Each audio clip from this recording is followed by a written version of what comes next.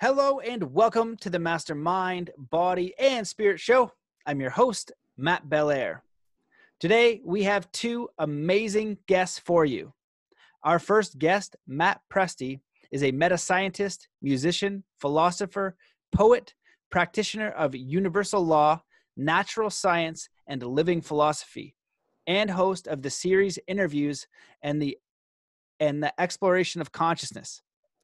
He is currently serving as president of the University of Science and Philosophy, formerly the Walter Russell Foundation, since January 1st, 2016.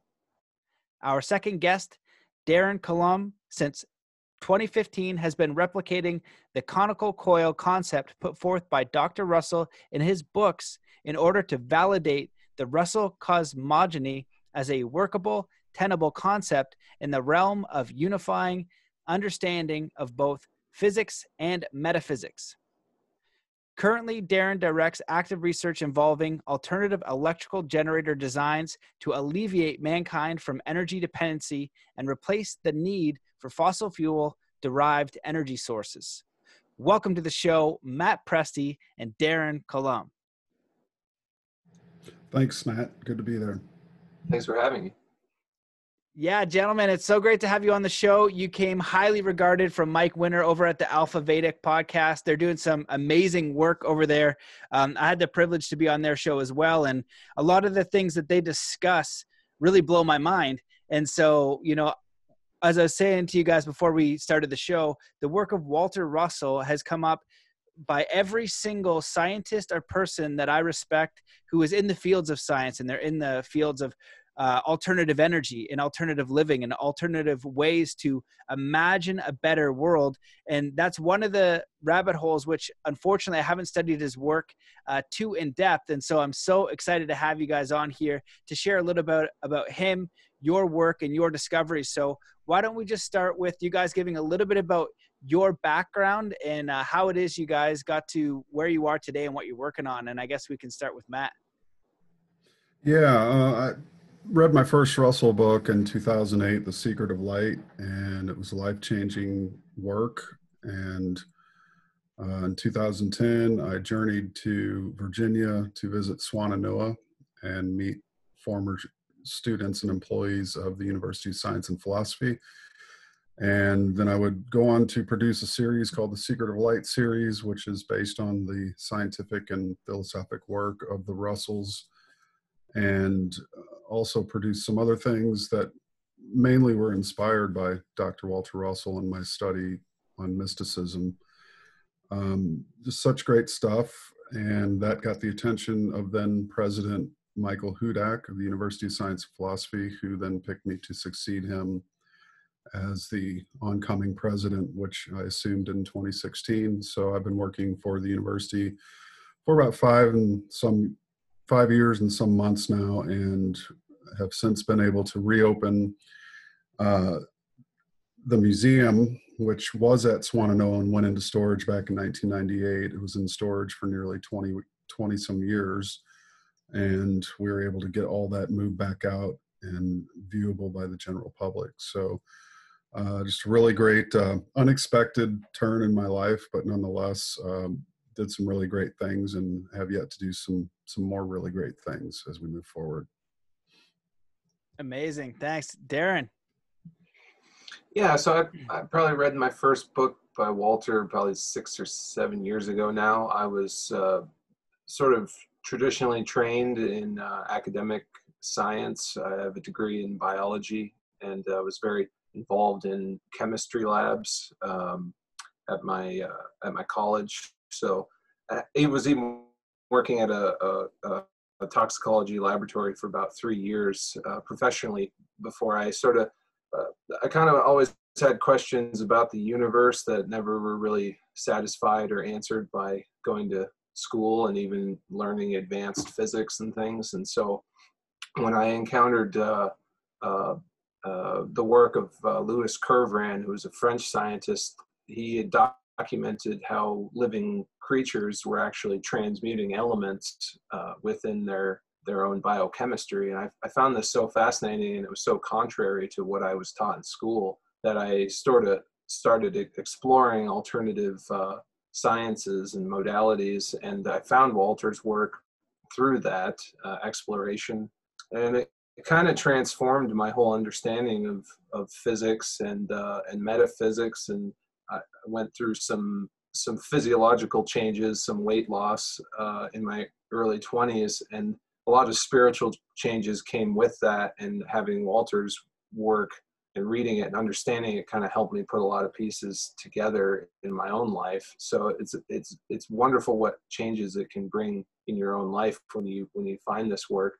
But I basically identified that this science was so radically ahead of its time, and Walter, the things he was talking about was so far ahead of its time, that there really needed to be scientists alive right now who were taking what he said very seriously and needed to check these things out. And so I kind of made myself over time a service in that way, bringing my skills set and my talents in science toward Walter's cosmogony, and really trying to identify things that we can do, build technology that can use his principles, which are really nature's principles, so that we can have energy independence, and all kinds of miracles can come from this understanding.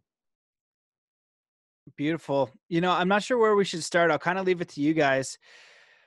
When I think of Walter Russell and the conversations I've had around him from the friends that I've spoken with him, and always whenever he comes up as this almost mythical figure, like Tesla, or of the highest regard, of somebody who was both brilliant and had an incredible philosophy.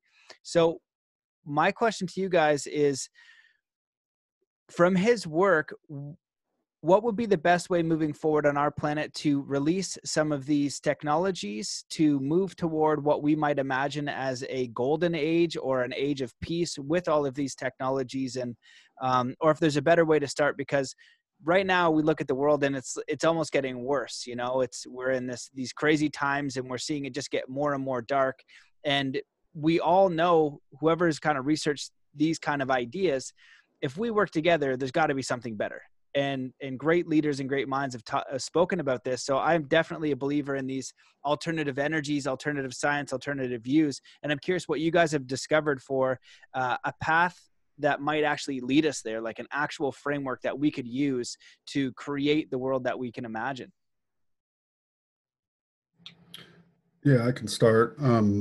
First, I think we need to plot a course out of the existing system, as Buckminster Fuller said, as opposed to getting rid of the system, create one that's better, that people will move to and flock toward. And I'm paraphrasing, but basically the need is there, certainly, but we don't want to just release technology and put millions of people out of work.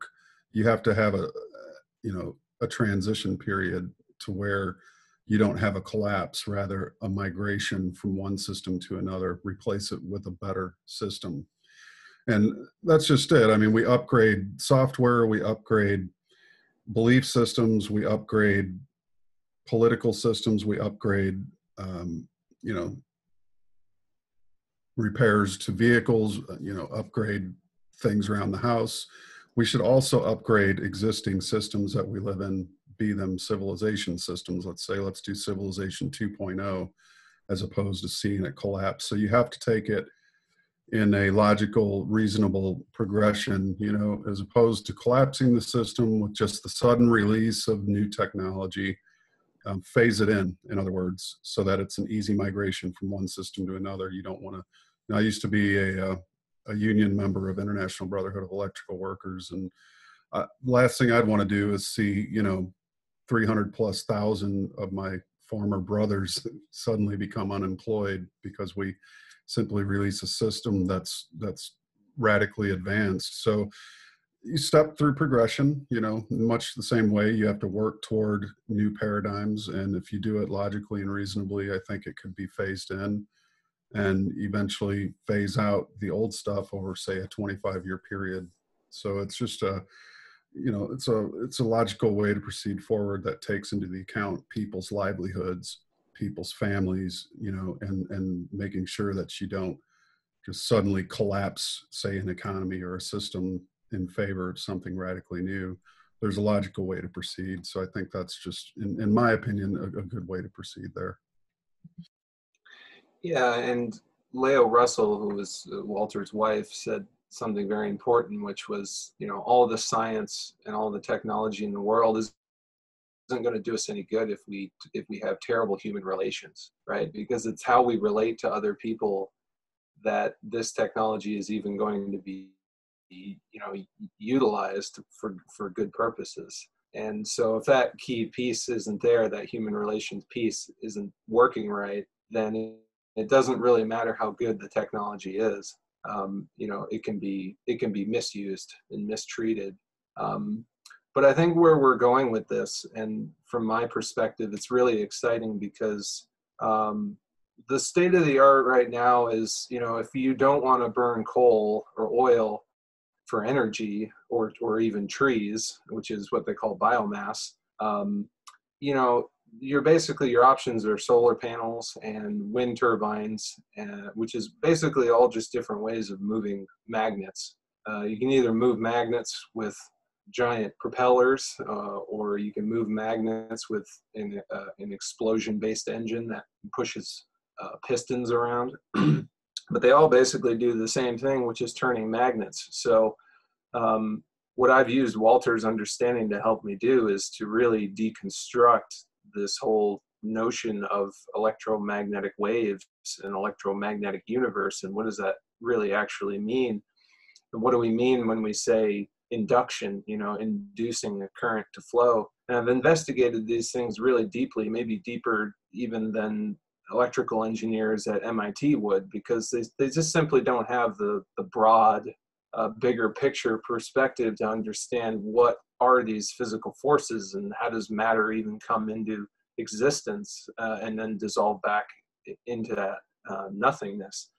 So there's these huge gaping holes in our physics, and one of them is definitely, where is the actual real source of energy even in our electrical current? Because if you really understand that, you could come up with an entirely new way of generating that power that will be way more efficient than solar panels, way more efficient than wind turbine generation, or practically any method. It would be a complete overhaul of the state of the art as it is right now, which is really exciting. That's actually where we need to go if we want, real solutions to these problems. Well, when you guys are talking, what it reminds me about is my friend Robert Grant. He's been on the show a few times, and he's made these amazing mathematical breakthroughs that are really, really game-changing. And when we're talking about free energy, my question to you guys is, how plausible is that in what kind of time frame? What do you guys see as far as technologies that may exist? I've heard from many people, they say, these technologies exist, but I've never seen them. I've never seen them verified or work. I've heard of labs being shut down and things like that. But as far as you guys have seen, what's the plausibility of getting these technologies, and how far out are we? Well, as I've said in other interviews and things before, is that developing the technology and getting something working isn't as a big a problem as the human relations piece, like we were talking about before. So it's relatively easy, and it's happened many times for an inventor out on his own to kind of stumble upon some of these things that we're talking about and discover this new source of energy. But a lot of the times it gets bought up and put on a shelf, or for whatever reason, there's a failure in the human relations piece. Something goes wrong at some point, and the greed kicks in, or the wrong person gets involved, and the whole thing just goes sideways. And this has happened probably, very likely, a lot in our history. So I can really speak, to the things that Walter discovered himself, and because I've found documents relating to his devices, and then of course my own research. I know where we are with that, and we're a lot closer, I'll say, than people might even imagine. Just to give you an example, I released a lecture at our 2019 homecoming where I showed basically, I showed a conical coil setup where I could run a light bulb, and I also was generating a very compressed magnetic field that can stick a ball of iron filings together between these two cones. And basically what I'm showing you there is that for one input of power, you actually can generate two discrete outputs. And they're totally, independent of one another, essentially. So you can regenerate or recompress wasted electrical power that we normally just throw away. So imagine if you had a device on every one of your appliances that just recompressed or rewound up or remultiplied some of the energy that we normally waste just as heat or anything else. And so this would be a good first step toward kind of a free energy thing where it would basically just be having all of your appliances be a much higher efficiency. And this would, of course, draw less energy on the grid and thus consume less fuel and so on and so forth. But eventually you can get to where you don't even need the fuel anymore. And Walter talked about this, and he was smart enough to say that we should kind of transition, as Matt was saying, and go into a hydrogen-based fuel system, leaving the carbon one behind, and then eventually going toward basically optical power generation, which would require, as Tesla said, no wires and no generators. Essentially could be one tower that would power the entire world. That's where you can go with this kind of understanding. But, again, is the world willing to accept such radical change over a short period of time? Probably not, unfortunately. Yeah, and Matt the technology exists. Interesting. Well, Matt sent me a presentation, so I'm going to definitely link it up in the show notes so people can see that. That's interesting. Just hearing you talk about it, I just imagined it in my mind as like, how have I never even thought about that application before? Matt, do you want to jump in? Do you want to add to that?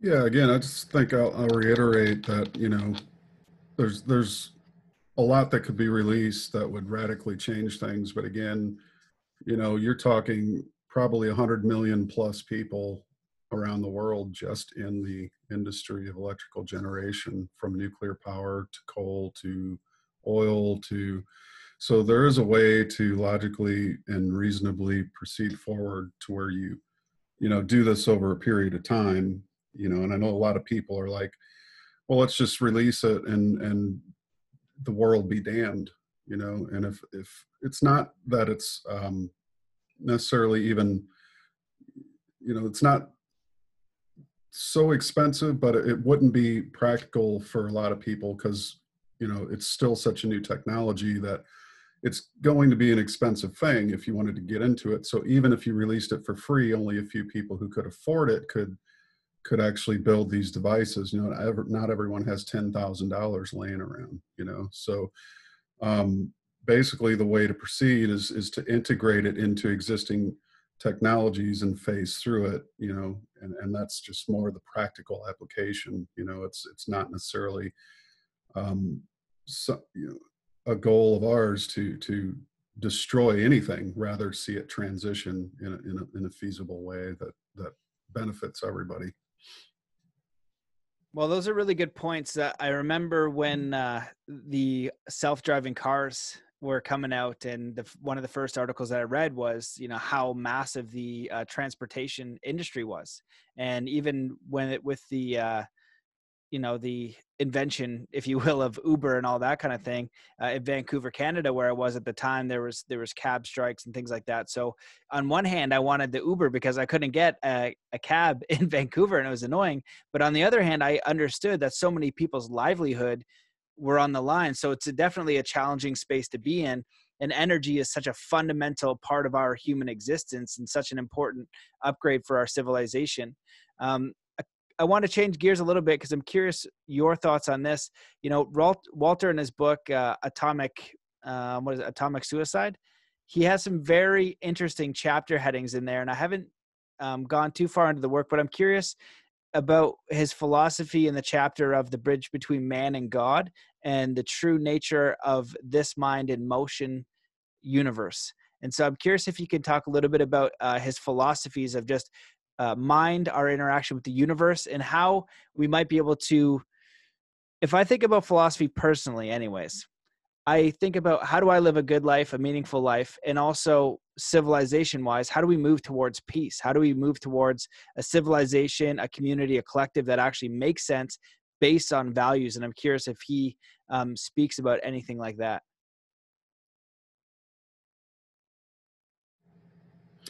Oh yeah, I mean that's a majority of the work in a lot of ways.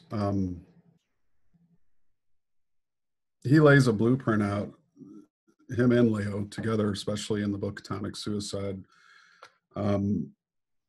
World harmony, obviously, you know, to quote Joseph Campbell, follow your bliss. To quote other authors, the hero's journey. You know, if you don't have and do, as Jung would say, the shadow work or the internal work that's required, how can you feasibly expect to join a civilized human race? I mean, it was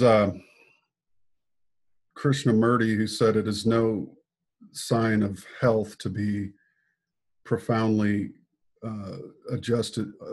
I'm sorry, it's no sign of good health to be well adjusted to a profoundly sick society. And society is sick. It's absolutely psychologically ill, you know, and trying to be well adjusted to that would be, you know, a foolish thing to attempt. So how do you get better? And I think so many people have said, and forgive me if I can't remember all the names, I've studied so much, but those who study what's wrong with society, its illnesses and sicknesses, become well because they study it.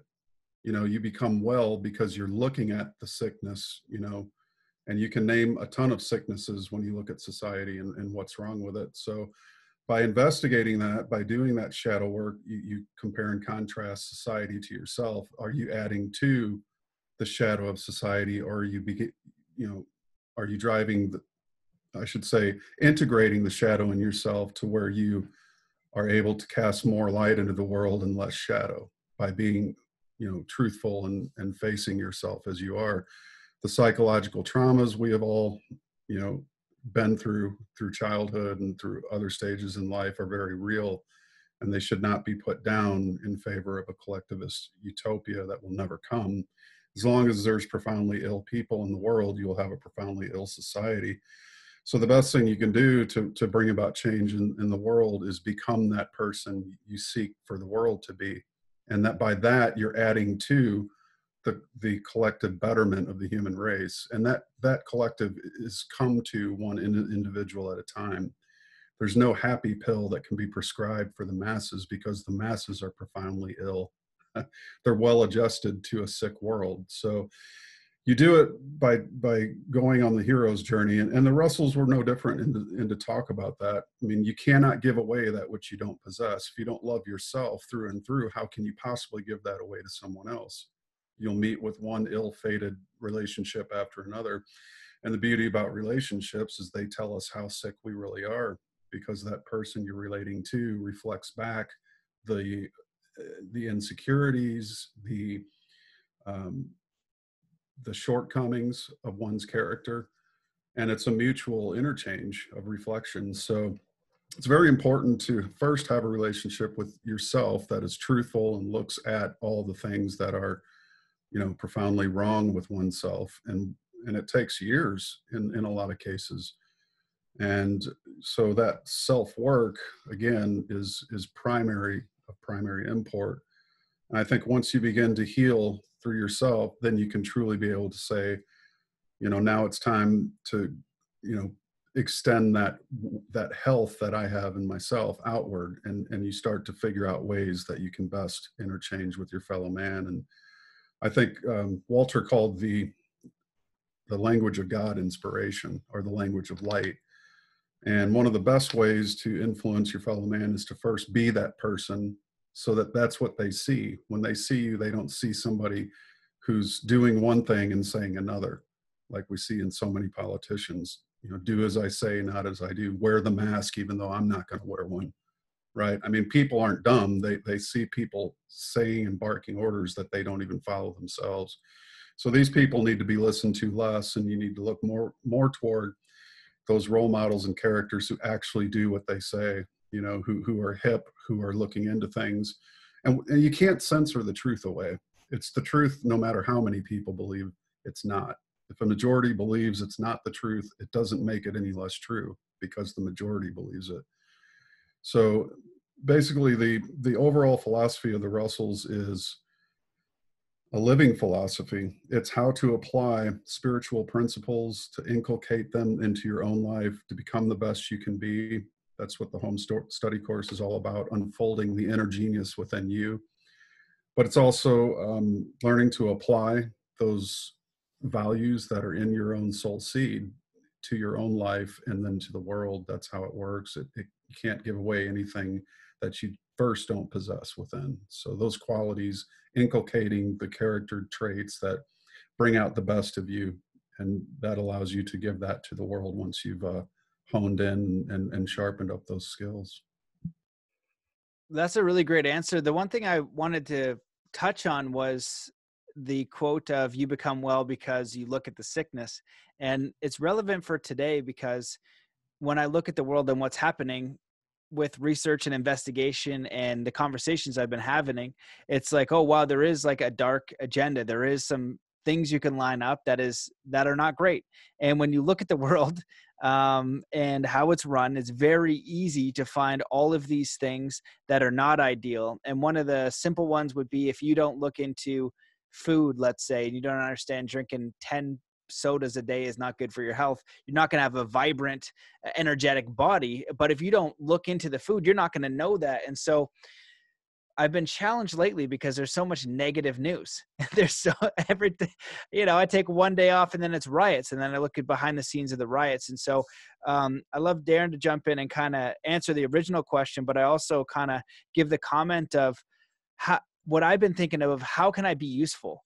Because right now, the information I'm coming across most of the time is negative and not inspiring. Luckily, there's been a couple things recently that have been a little bit more inspiring, a little bit more positive.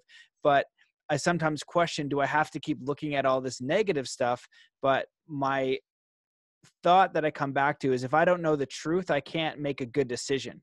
Even if the truth is an ugly truth, I need to know if I'm making a good decision. Just like if I am going to build my house on sand on the edge of the cliff, on the edge of a cliff, I need to know if that sand's going to fall apart, in 2 years or 10 years, so my family is safe and I'm making a good choice. And so I've been just challenged with how much darkness is out in the world. And I'm wondering if you guys can speak a little bit on that philosophy and how we might be able to inspire positive change, although we might be in challenging times. I think for myself, kind of how I've been dealing with things is, Walter was such an inspiration because he was so creative, even right up to the end of his life. He was constantly sculpting, constantly painting. He was always looking for the next thing to create. So he was kind of an inspiration to me to say, well, I got all this time, we all have time on our hands these days. And for me, it was important to do something constructive with that time, like do something creative with it.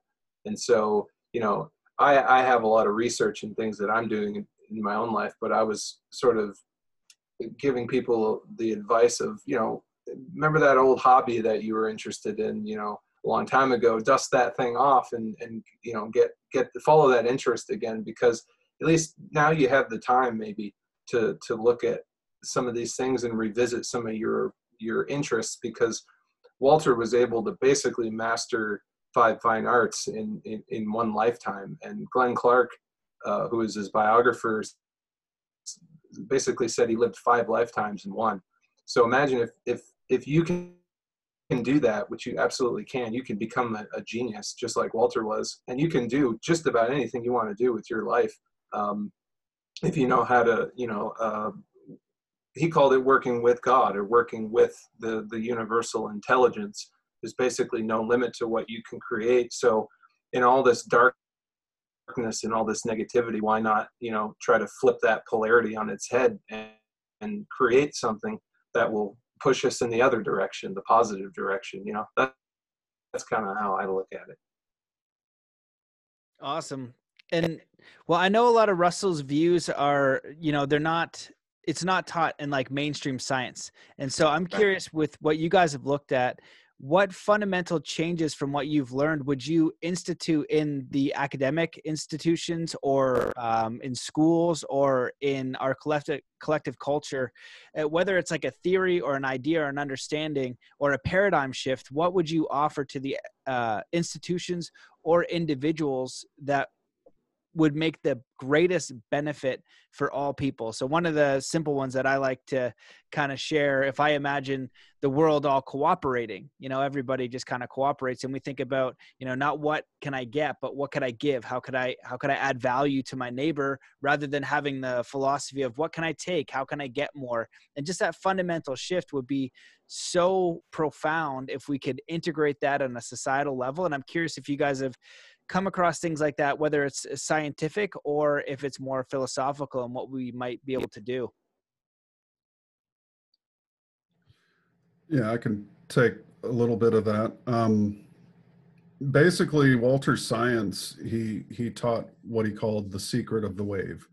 And to know the secret of the wave is to know creation.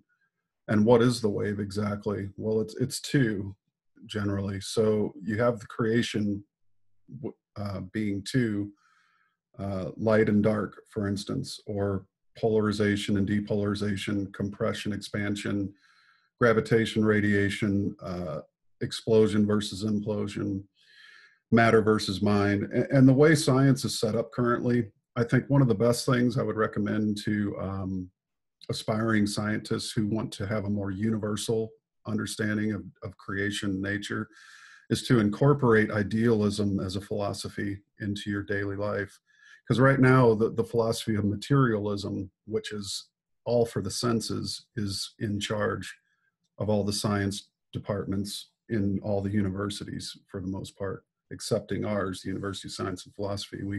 We're more on the life science side of things. And there's two aspects to this wave of creation: the life half of the wave and the death half of the wave.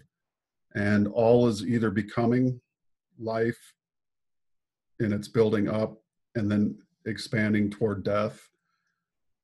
And in that expression of the wave is also the expression of man. Now, I would draw your attention to the fact that regarding human thought processes and free will, and how most of our actions are guided or focused on the death half of the wave these days. Our culture, our politics, our let me see, I'm just going to pull up a little thing I wrote the other day, and I can well, our law as well. I just watched a few presentations by Russell J. Gould, and I know that Bear Lando talks about it as well, but apparently the shipping container receipt is our birth certificate, and everything that we do in our society is based on being lost at sea, right? So that whole British maritime law, the whole exactly. The whole of it, right? Yeah. So basically, your two expressions of the wave are death and life, and all of our culture, all of our institutions, pretty much the corporations, everything is focused on death. I mean, there's how many, 150 cities burning around the world right now? And what is that but the absolute, full-on expression of death as a action? So, again, when you're a materialist, your philosophy is the philosophy of death, because death is what the senses sense. They can't really sense life. You can't really sense inhalation. You can't really sense implosion. You can't really sense things like love or beauty. These are beyond the senses, but they can be known by the supersensible mind. So we're missing an entire half of the spectrum of the wave of creation, which would be, according to Russell's work, we live in a two-way motion universe, not a one-way heat, death, dying universe caused by a one-way explosion only Big Bang, which is completely illogical. All bodies breathe in and breathe out, inhalation and exhalation. And so why is it we're only focused on the material side? How about the ideal side, the idealistic side, which is like implosion, mind giving inward versus explosion, matter taking and outward? It's because the senses are so strong that that's what we really conceive of as reality, is what can be sensed. So it's led to all these half-right, kind of dim-witted theories about matter and formation of matter, including the God particle, which again is another misnomer. The true God particle is carbon. It's really the only atomic structure in existence. All is becoming carbon or carbon dying. And the death of carbon is the death half of the wave. That which is becoming carbon is the life half of the wave. So again, it's, I think replacing the doctrine of materialism, and I'm not saying throw it out the window, because a lot of great things have come from materialist science, tests and other things, experiments, blah, blah, blah. But what we don't have, which would complete the missing half of that spectrum, is a life science. We're really good on the death half of it. We have explosion-based engines, which produce, again, death. If engines were based on the life principle, they would not pollute the environment. So right there, that tells you we're missing half of the whole wave cycle. And that's what Walter was so good at bringing to the world, was the need for not just how did Newton, come up with the theory of gravity because he saw an apple fall from the tree.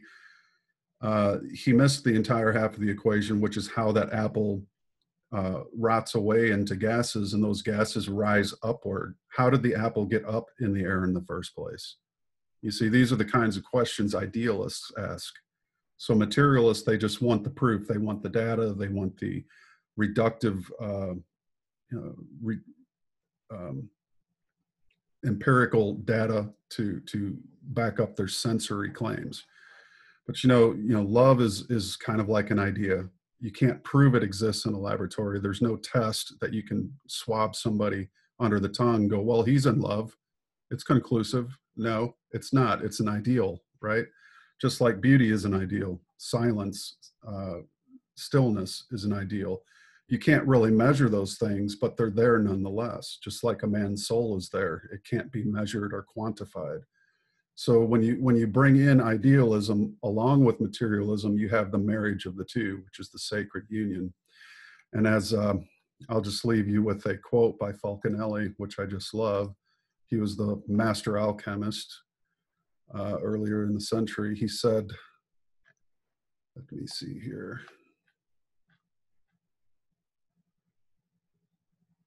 He said, the vital thing is not the transmutation of metals, but that of the experimenter himself.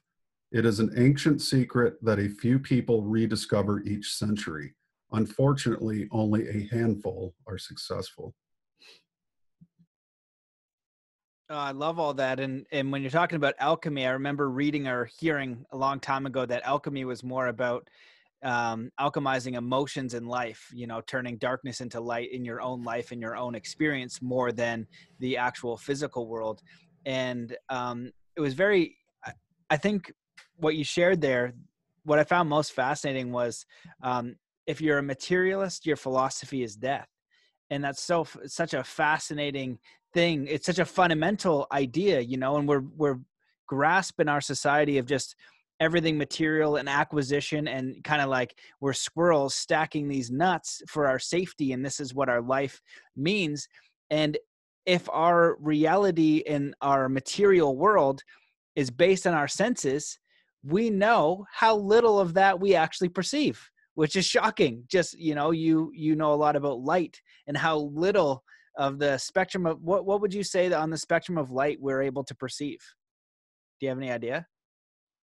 Well, Walter has a diagram he has shown where basically there's a 360 degrees circle that shows all visible light, and he shows there's like a tiny little wedge of it that is normal human perception. So basically we can see to the limit of the infrared and to the limit of the ultraviolet, and then everything in between. But that's a shockingly small wavelength of light to actually be able to see, because everything that exists on our Earth basically is within that little spectrum of wavelength. So just really think about that, because physicists say that so much of the universe is dark. It's dark energy. It's dark matter. It's just we don't see it, but we know that things come out of it. So they assume that it must have properties that are somewhat similar to matter. Otherwise, how can matter come out of it? So they haven't made the jump, which is really more of a spiritual jump, where our scientists will eventually know that the not just suspect the link between mind and matter, but actually know the link between mind and matter, and know how matter actually comes out of mind. So nature's full of illusions because it makes us think things that aren't really real. Like we see railroad tracks meet at the horizon to our eyes, but if you walk on those railroad tracks, they're parallel the entire way. So there's myriads of optical illusions in this universe, and until we know, like with a capital K, like know more about the nature of the universe, we will keep getting fooled by our senses and make erroneous physical laws in our science. So we can, as Russell say, really move ourselves about 1,000 years ahead in our science if we really have this sort of universal understanding, a cosmic understanding, instead of just our little tiny sliver of perception that we sort of confine ourselves to. We must go beyond that. Yeah, absolutely. I love that. And I think like, even when I talk to the Native American elders and have them on the show, like Clifford Mahooty and David Lombert, they just talk about having an understanding of Earth, like everything that you do, it affects the plants, it affects the animals. And most people don't think like that. And even bigger than that is it would be a cosmic understanding, your role in the entire universe. It's such a more empowering framework to move towards. It makes you feel more significant, oddly enough, at least me anyway. Maybe others feel more insignificant, but it also makes me feel like I'm a part of a family. And as we're kind of going down this rabbit hole, what I'm curious about your guys' perspective in his work, on the idea of either simulation theory, God and like ascended masters on like, let's say what Jesus and Buddha could do, or even multiple dimensions. Because if we're only perceiving such a small amount of the light spectrum, and same with sound, same with touch, and you imagine a dog whistle, right? You blow the whistle, but the dog can hear it, but you don't hear that. And so if the physicists are saying that it comes out of dark matter, maybe we just don't have the tuning to perceive it. And I'm just curious if his work kind of steers to any toward of philosophy or answer in those directions. Well, I can tell. Oh, go ahead. I can tell you for sure that Walter stayed away from ascended masters. Darren knows what I'm talking about. We both read a lot of the work where he basically derides the idea of people floating around in the sky and why don't they get hit by airplanes and floating on a cloud. The science of the Russells is very practical. One needs to understand this idea of dimensions and where it comes from. Einstein repopularized this idea of a dimension beyond the third with this fourth dimensional equation, E equals mc squared. Time needed its own dimensions. So ultimately, there's really no need for anything beyond 3 dimensions, because everything that's beyond the sensory range are things like electromagnetic waves, frequencies of light that we can't see. The idea of dimensions was popularized by Edwin Abbott back in the late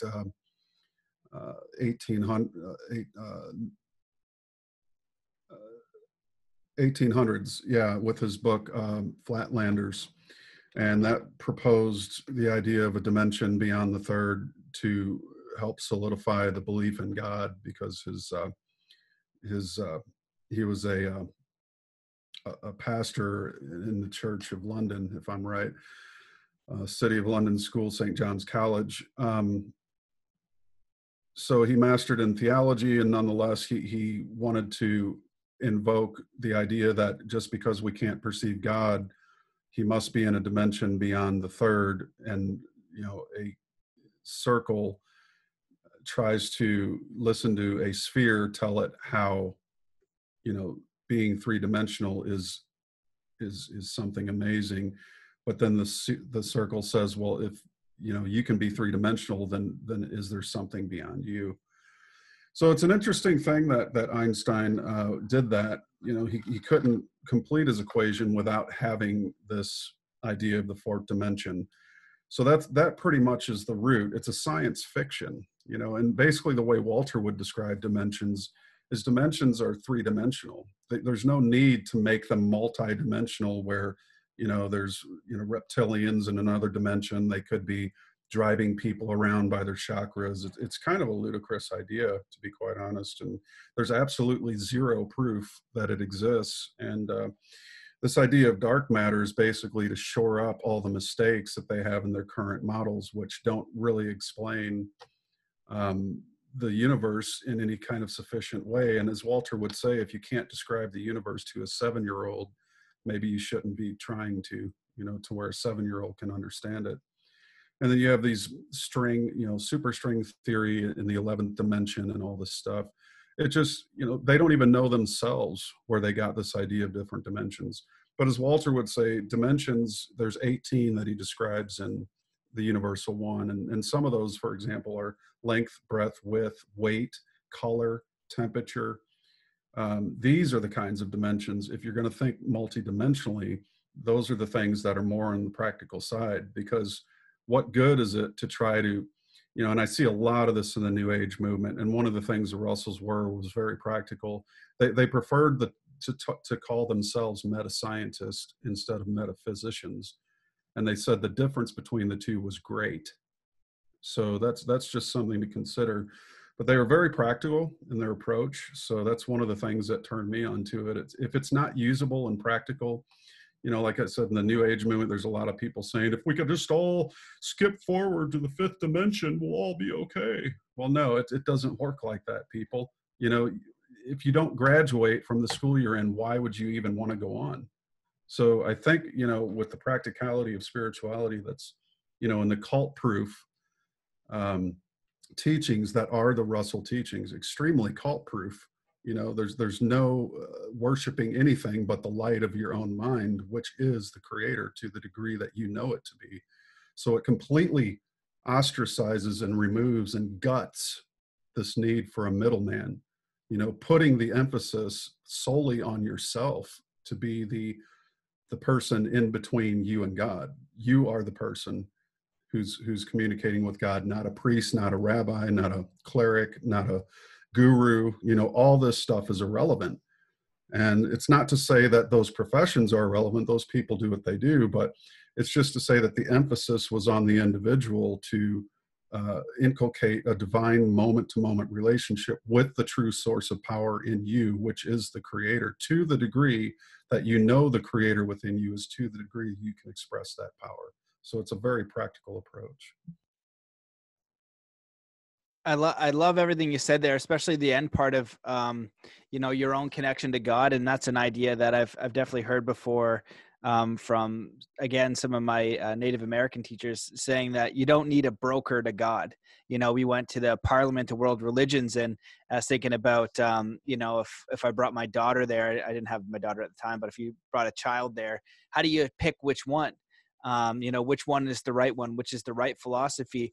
And even when there is a person there, which could have a great philosophy, whatever that religion may be, whatever that philosophy may be, even Walter Russell or, you know, Matt Belair's view on life or whatever, or your mother's, it doesn't matter. And they can be all amazing people.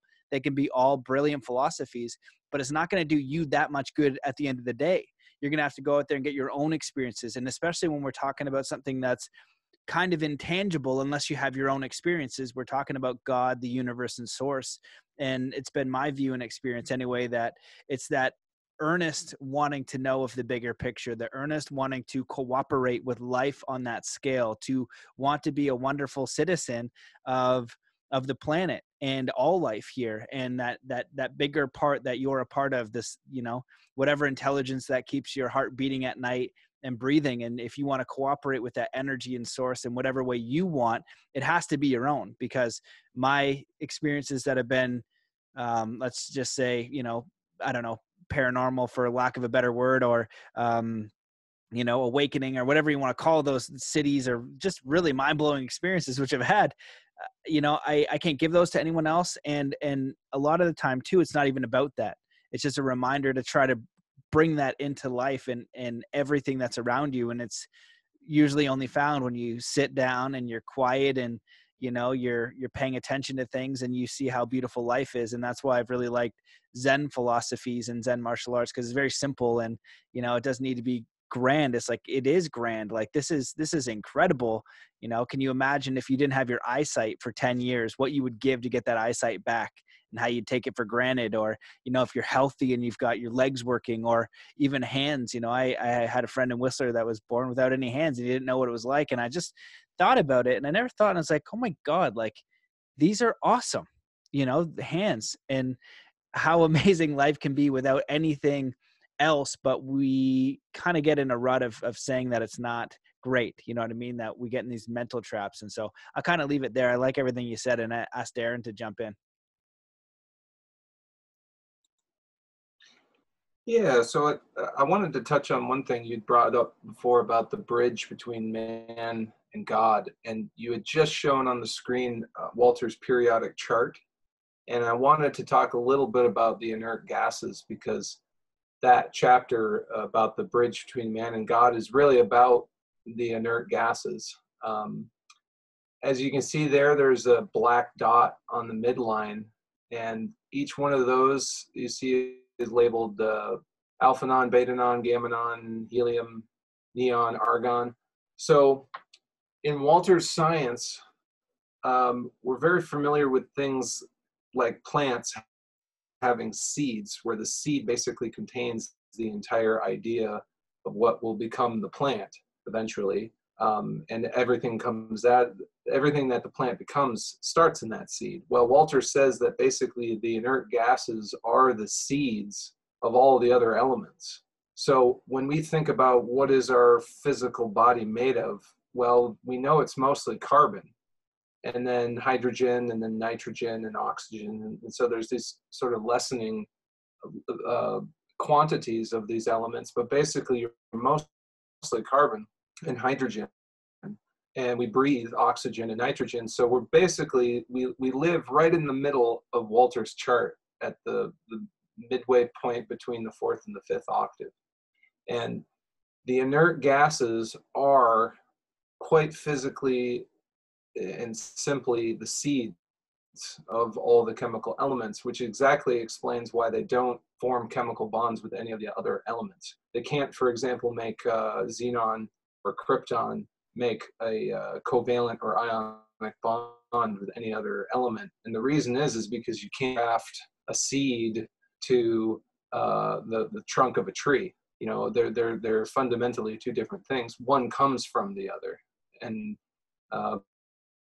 then at the end of the tree's life, the whole point of it is to make the fruit with the seeds on the inside. So you put the seed in the ground, and it sort of folds inside out, and then it does it again to refold that pattern back into the seed so that it can repeat it again. So it's just like an echo or any other thing. The wave repeats itself, and this is happening in all forms of life, not just biological life. This is happening in inorganic material, what they call, things like sodium and potassium. These things are just as much male and female as they are as biological life is, male and female.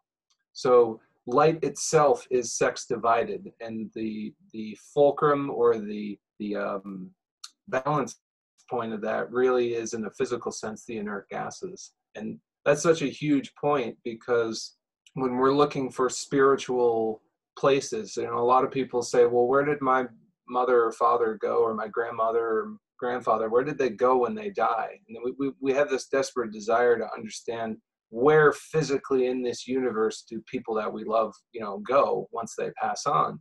And the Russells give us this wonderful knowledge of dimensionality, and how the inert gases are really the record, the Akashic record, the storehouse of all of these patterns that we come to know as reality. It's all stored within there. So just know and be comforted by the fact that your mind, or your parents' mind, or anybody's mind, is never really destroyed. It's all recorded in those inert gases, because they're cosmic, and they never cease to be. Your mind literally is never destroyed, because it's it's not really created in the first place. We're all kind of just simulations, but it's a good simulation. You know, we learn, we grow from it. So I just wanted to mention that about the inert gases, because it's really a fundamental difference. You won't basically find that anywhere else other than Walter's cosmogony. Yeah. Oh, wow. Well, you know, you brought up a lot of things for me, and I want to ask a lot of questions, but I as I was scrolling through some of the images, because I wanted the audience to see some of the geometry and some of the artwork that he makes. Was it one of you guys that created the cubic wave field model on YouTube with this actual physical box? You know what I'm talking about? That was Ben Palmer. Am I right about that, Matt? Yeah, originally a fellow named Jeff, who was a friend of Jim and Jacqueline Porter, developed and created, according to, I think Walter mentions it in Atomic Suicide, about if you could create a cube of 6 mirrors, that it would have the effect of showing you how light doesn't travel, but rather propagates from wave field to wave field. So Jeff was the first to actually make a physical mirror cube, and then Ben Palmer later. I had suggested to Ben in a meeting that it'd be really cool if we could put LEDs inside, you know, and so he ended up making it. And so there's the LED mirror cube model. And basically that's a really good model for showing you how light actually propagates and repeats in wave field to wave field as opposed to traveling. So I'm going to go ahead and just drop in an image here, if I can find the chat. There it is. How do I get there? Let's see. Yeah, you know, I think when I was talking to Mike, I think he might have shared with me this video. It's Walter Russell's cubic wave field model of creation, which you shared. And correct. Yeah, which is, I remember looking at it and being like, what am I even looking at? This thing is, this is amazing.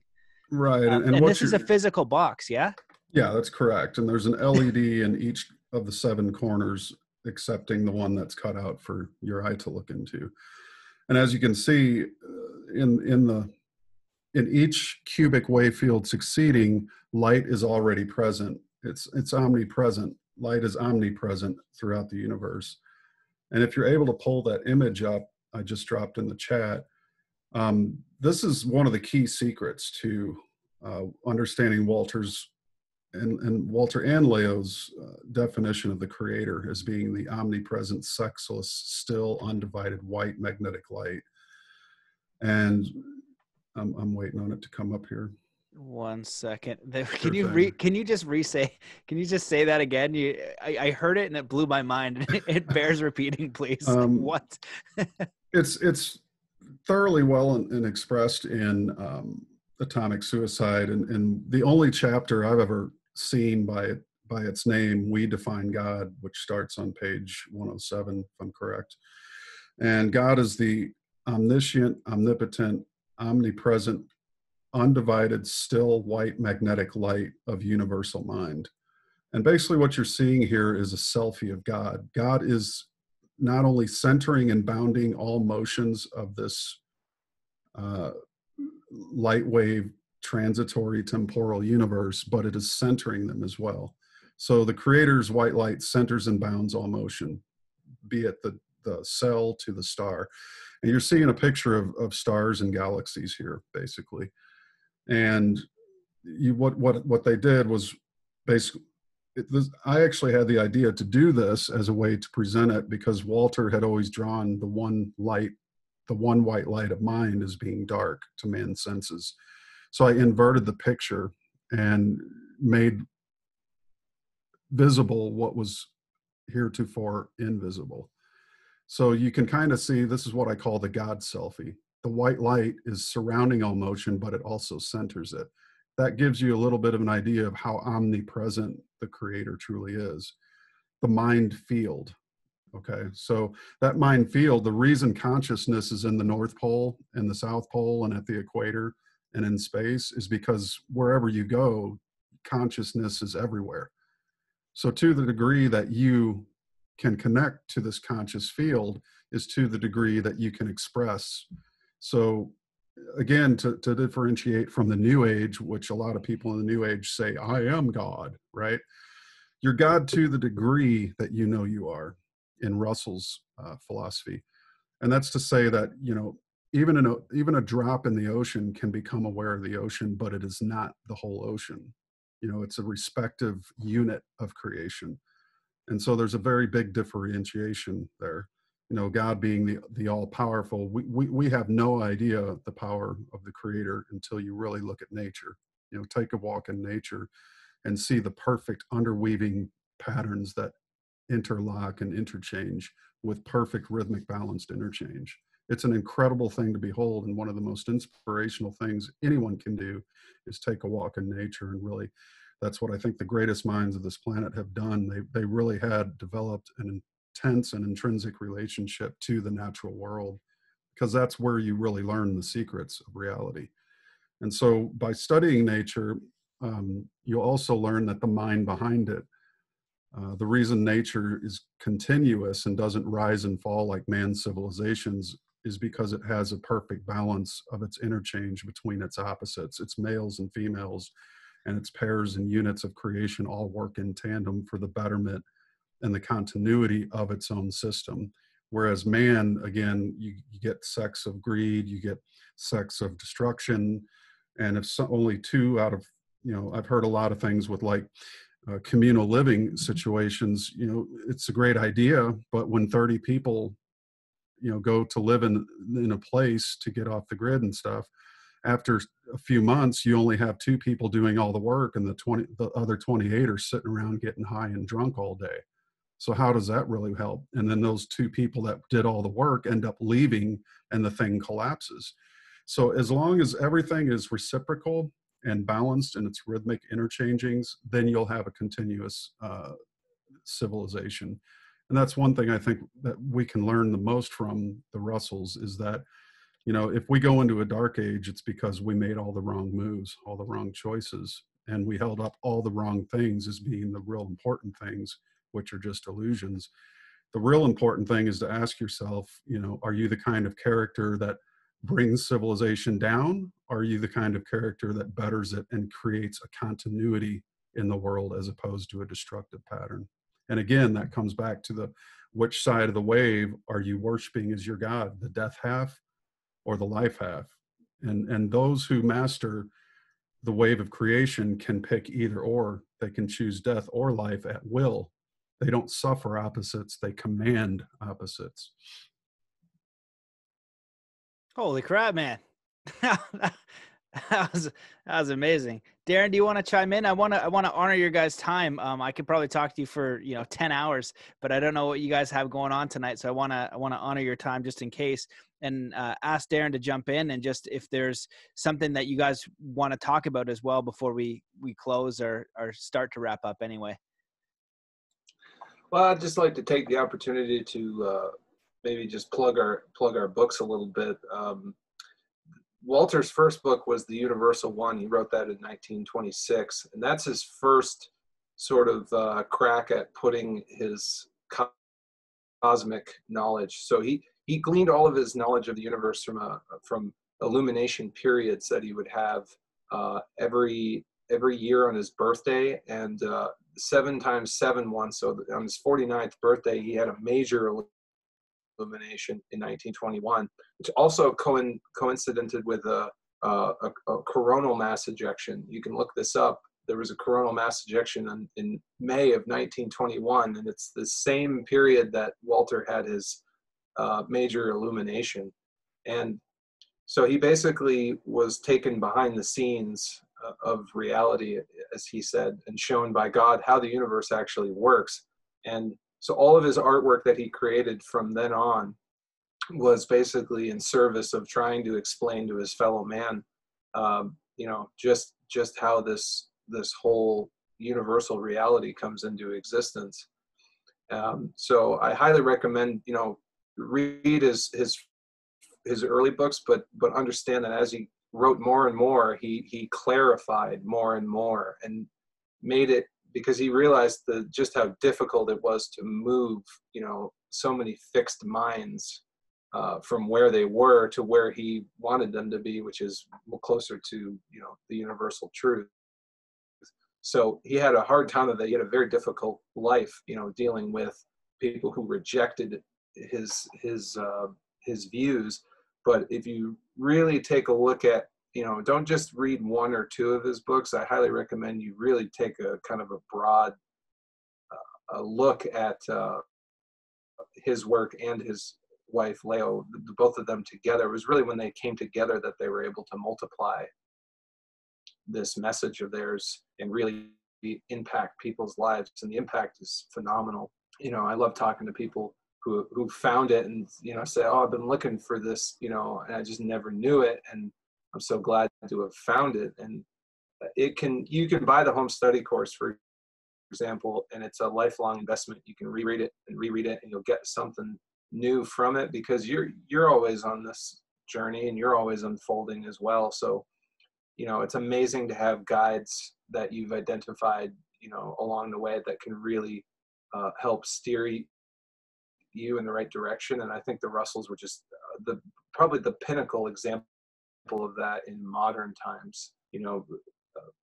Walter was called the modern Leonardo da Vinci because he was so talented in so many different things. And this was a guy who really, he wasn't here all that, he was relatively recent compared to some other people. So you can actually come to our museum and see his artwork. You can buy his books. You can look up his images online, and you can really go as deep into this as you really want to, because, the student is setting their own limitations here. So it's as deep as you really want to go into it, which is kind of the fun part.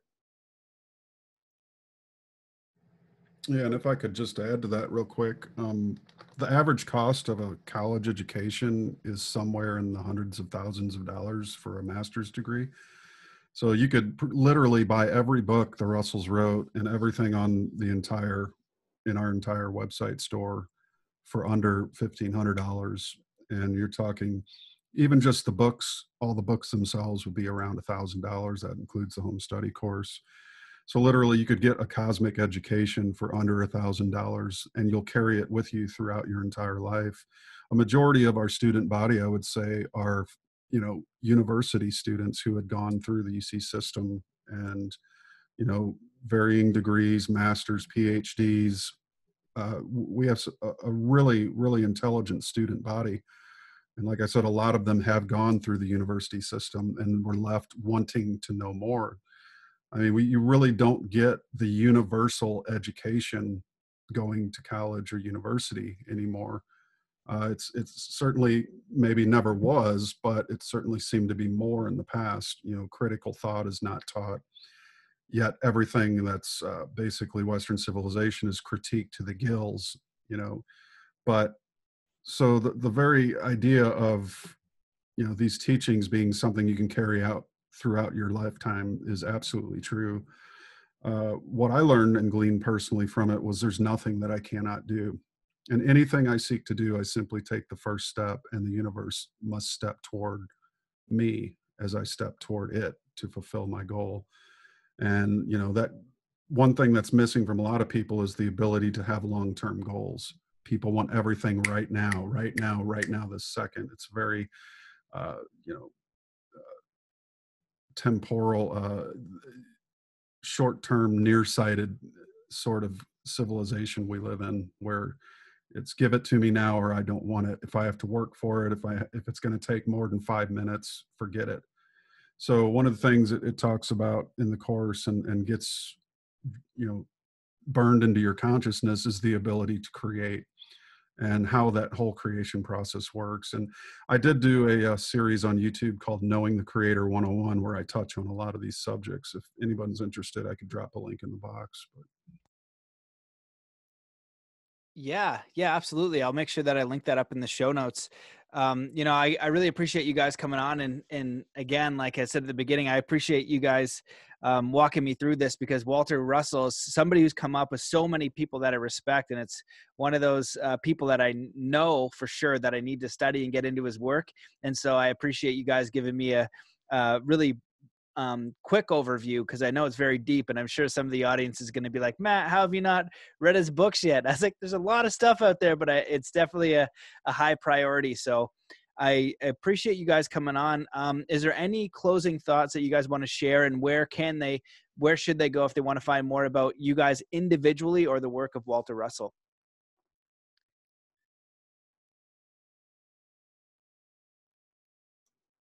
So you can, there's a faculty page on philosophy.org, and I'm under the Chief Science Officer. And there on that page, you can find pretty much all of the interviews that I've done, and also my lectures, which is, if people are interested in the science and they kind of want maybe just a sort of an overview of you know, what they're getting into. I've done a lot of lectures kind of where I've just tried to summarize things for people, you know, who are students. And I just put my link in there in the box. So that's where people can find all my stuff. And you can see a little bit about my experiment on the page with the conical coils, but if you go into my lectures, you can get a lot more details there about what I did and how I did it and what it proves and all that kind of stuff. Yep, and for me, you can visit Matt Presti, MATTPRESTI.com, and I got contact form there. I'm also on the faculty page at philosophy.org. I thoroughly recommend philosophy.org for anybody wanting to order books. It's cheaper than Amazon. You'll save on your shipping too. If you want to order the books, use philosophy.org. And Matt, if you want, if you could just give me the name of your show again real quick. Mastermind, Body, Spirit. Okay, how about we do a coupon for your listeners that's good for 10 days. We'll just call it Mastermind 20, and you enter Mastermind 20 at checkout at philosophy.org, and you'll save 20% on your order. Cool. For your Awesome. listeners. Thanks. Okay. Amazing. Well, guys, appreciate it and highly suggest you guys checking out Walter Russell's work. I know that I need to do it, and I'm definitely going to consider getting into that university and at least some of his books and put them as a top priority, because it just keeps coming up. And even my friend Robert Grant shares his work all the time. Robert Grant is incredibly brilliant and has made all these mathematical breakthroughs. And you know, when he's on the podcast or he's sending me a voice note, I barely understand what the hell he's telling me. But I know it's a big deal. You know, he's my buddy. And I was like, I know this is a big deal, but I'm barely understanding what you're saying to me. And he did a course on the language of light that I took that, you know, I understood very little of, but a lot of the influence comes from Walter Russell, and anybody doing really big things always sources his work. And so it's time that I upgrade myself and invite anybody to check out his work, because it definitely comes as in high regard. So thank you guys so much for coming on the show and what you're doing. And I appreciate the discount for the audience, and thanks for your work. Thanks for coming. Yep, you got it. Thank you. Thanks for having us. Yeah, take care. See you guys. Thanks. All righty. Thanks, man. Peace.